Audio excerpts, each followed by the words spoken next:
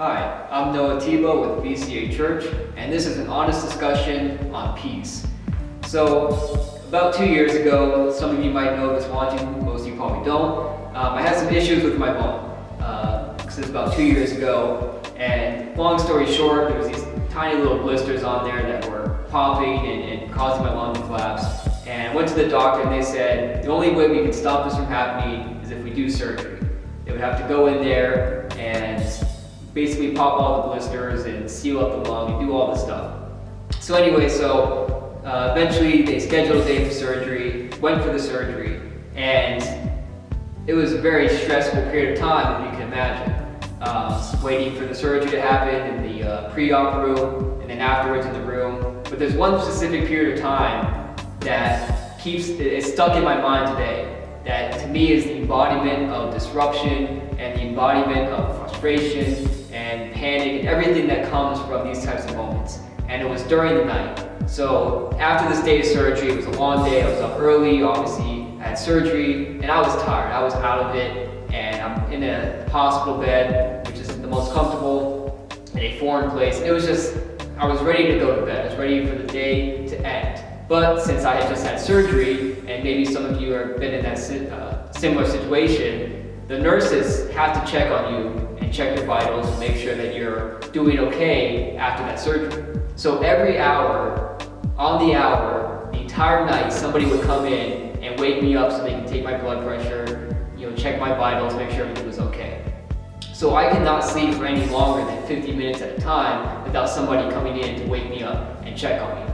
And I didn't get any sleep that entire night, and it was terrible. And I was frustrated, I was being disrupted, and I was trying to settle down from the day that had just happened.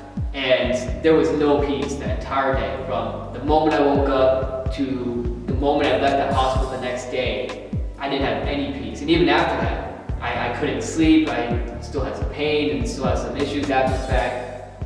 And there was just no peace for me in that period of time. No matter how hard I tried, I couldn't find any release, anything that could break me away from this constant disruptions. John chapter 14, verse 27, "Peace I leave with you, my peace I give to you, not as the world gives to you. Let not your hearts be troubled, neither let them be afraid." You see, we have a different peace from Jesus than what we get from the world. Because on that night, I didn't have any physical peace. I was constantly being disrupted, constantly being woken up. I had no peace, but I was still calm.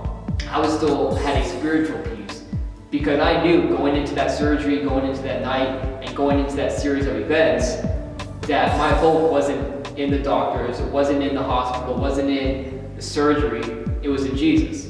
And that peace is what got me through that night. It was what got me through that period of time. And had I not had that peace, I would have been in a far worse situation. Even if I had made it through that surgery, made it through that night, it would have been so much worse had I not had a different peace that didn't come from the world.